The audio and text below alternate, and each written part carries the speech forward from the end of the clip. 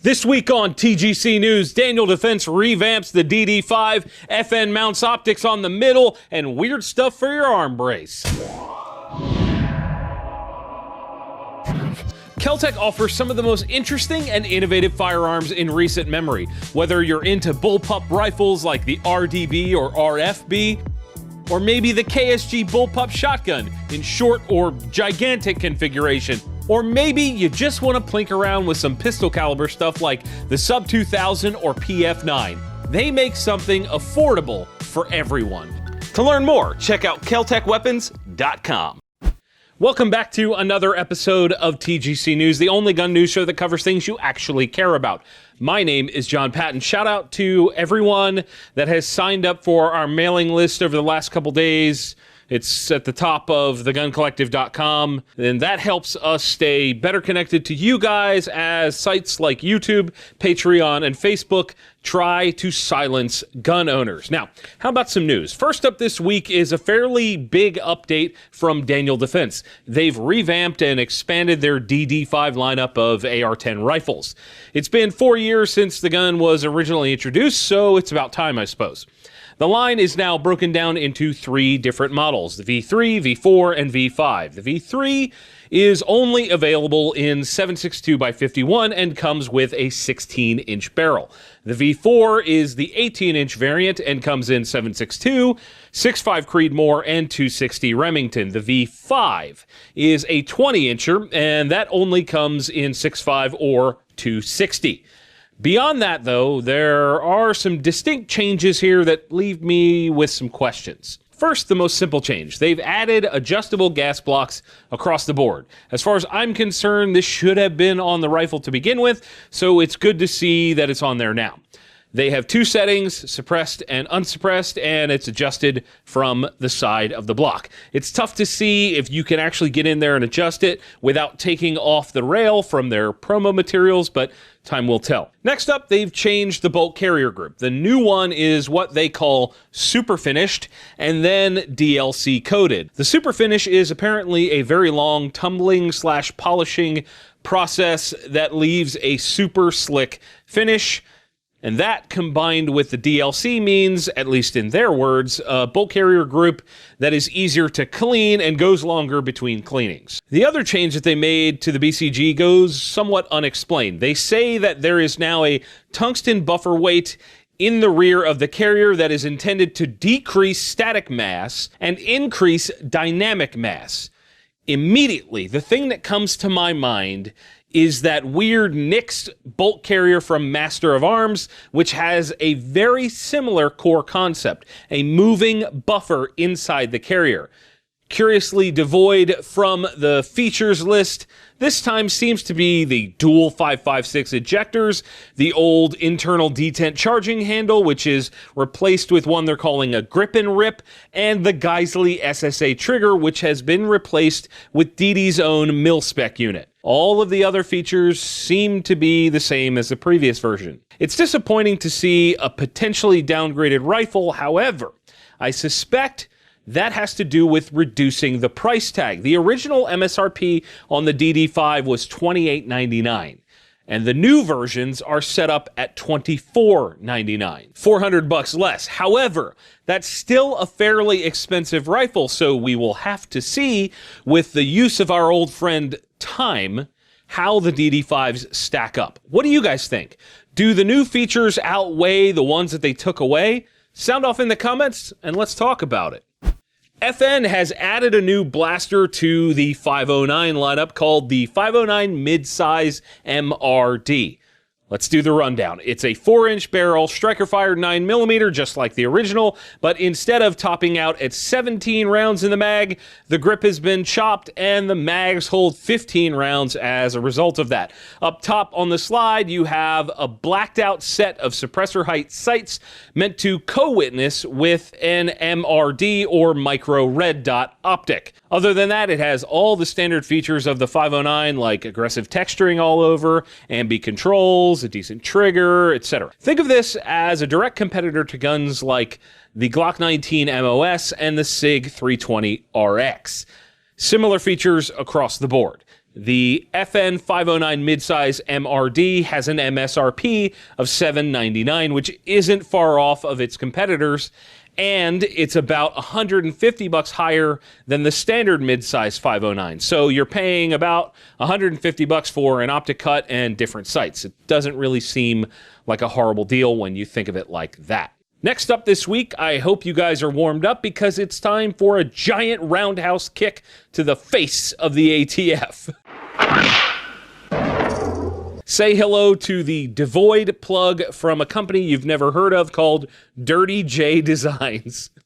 I'm going to be giggling the whole time. This is a really simple product. The intent, as they claim, is to support your SB Tactical brace from the inside and keep it clean while it's not in use. They also claim it adds support to the brace that allows you to use it with your arm on the outside as opposed to in the middle, sort of like a blade stabilizer that I'm sure you guys are familiar with by now.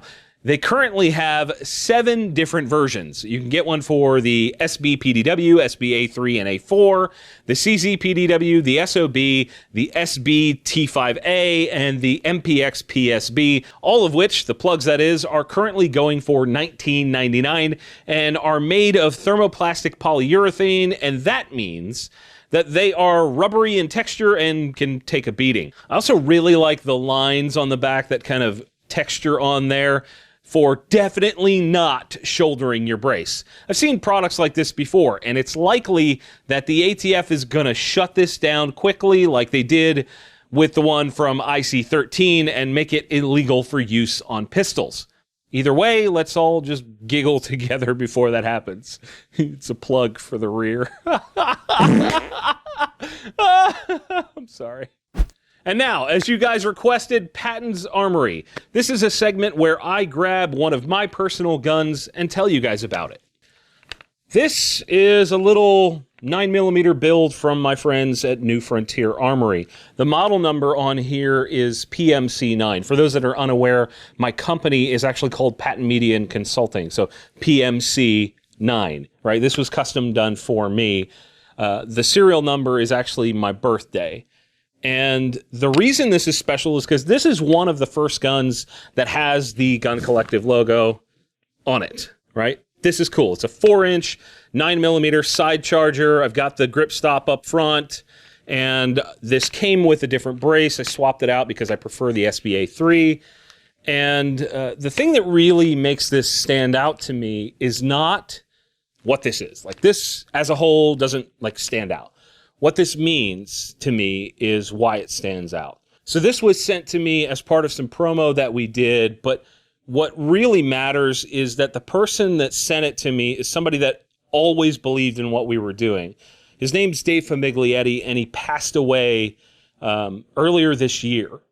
And Dave believed in what we were doing in a big way, and this, to me, represents that. And it's nice to be able to remember him with something like this. We did a video on this particular gun a long time ago, but we'll probably do another one in the not so distant future because it is really, really fun to shoot.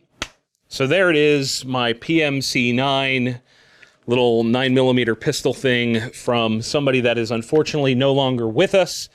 And again, one of the first TGC guns. Very cool.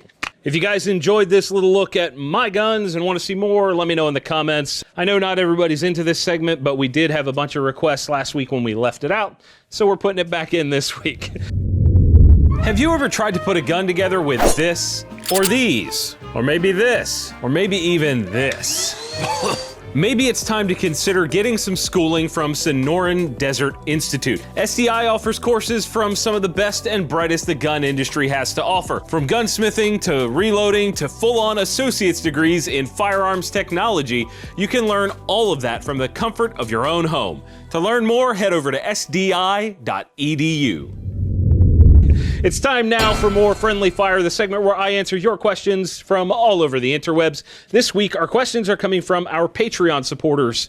With our relationship with Patreon in question, I figured it'd probably be a good time to let them be heard. First up, Zach Callum says, what type of social media platform would be ideal if you could build one? I'll start by saying it would absolutely not be gun specific because that's a bad idea. I'd also say that I would allow users from all types of backgrounds and walks of life to participate and share their stories. I would also do my best not to censor folks, because that's something that we're seeing, you know, obviously. I have no idea what it would look like as a whole, but that's my version of ideal. Owen Ubelhor says, do you have a proficiency standard for CCW that you hold yourself to?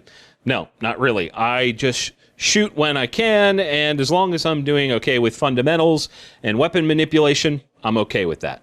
Rondell Stewart says, without considering AR platforms, what is a good project gun to build from the ground up? That's an easy one, a 1022.